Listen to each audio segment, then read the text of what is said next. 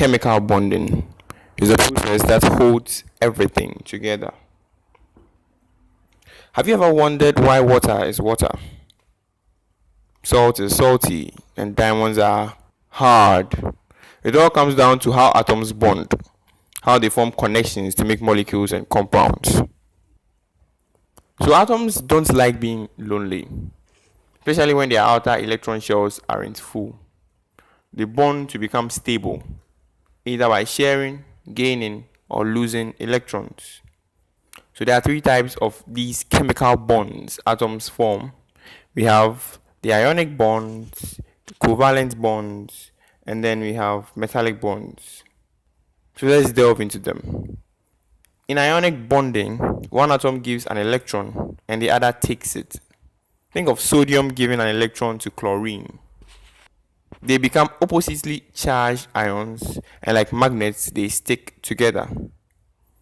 And then we get table salt. Now, in covalent bonding, atoms share electrons instead of transferring them. And this is common in a lot of non-metals in the periodic table. Take water for example. Each hydrogen shares an electron with oxygen. No charges, just sharing. Then we have metallic bonds. Aside these types of bonds, we also have the hydrogen bonding. This is a strong type of dipole-dipole interaction that occurs when a hydrogen atom is covalently bonded to a highly electronegative atom, that's oxygen, nitrogen, or fluorine, and is attracted to another electronegative atom. This is not as strong as covalent bonds, but significantly stronger than typical intermolecular forces. This type of bonding can be found in DNA base pairing and protein folding. Then we have the van der Waals forces or the London dispersion forces. These are weak attractions between all atoms and molecules due to temporary dipoles caused by fluctuating electron distributions. We also have the dipole-dipole interactions, which occurs between polar molecules where the positive end of one molecule is attracted to the negative end of the other. These types of interactions are stronger than the van der Waals forces but are weaker than hydrogen bonds. We also have ion-dipole interactions where attractive forces between an ion, either a cation or anion, and a polar molecule. Then we have dative covalent bond. This is a type of covalent bond where both electrons come from the same atom to an empty orbital of another atom. So we have a donor atom and then a receptor or an acceptor atom. Then we have pi-pi interactions. These are weak attractive forces between aromatic rings due to interactions between pi electron clouds. So let's discuss why it's important for atoms to bond.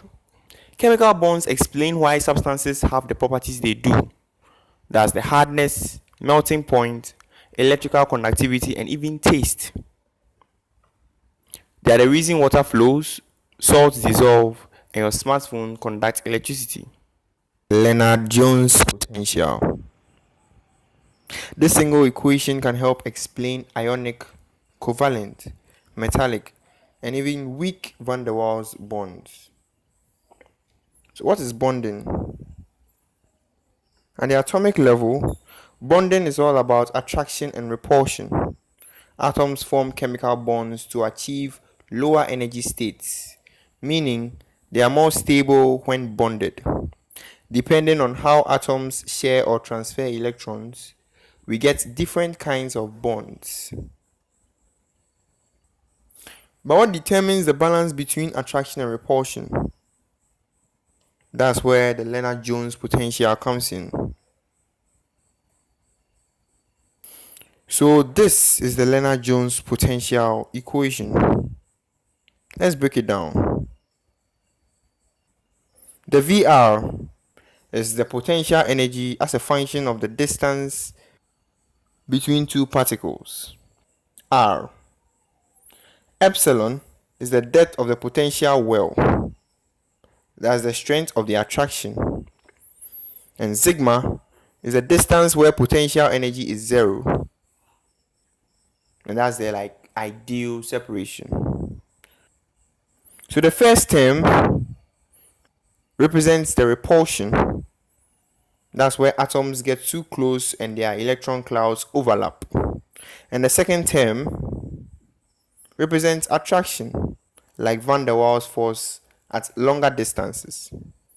The curve has a minimum point, that's the equilibrium bond length, where the forces of attraction and repulsion balance. So when we are applying the Lennard-Jones potential to bond types, let's see how this applies across different types of bonds. When sodium and chlorine form an ionic bond, electrostatic attraction pulls the ions together. The repulsion between electron clouds still exists, though, and Lennard-Jones captures this balance. For ionic bonding, the potential well is deep and narrow, showing a strong short-range interaction.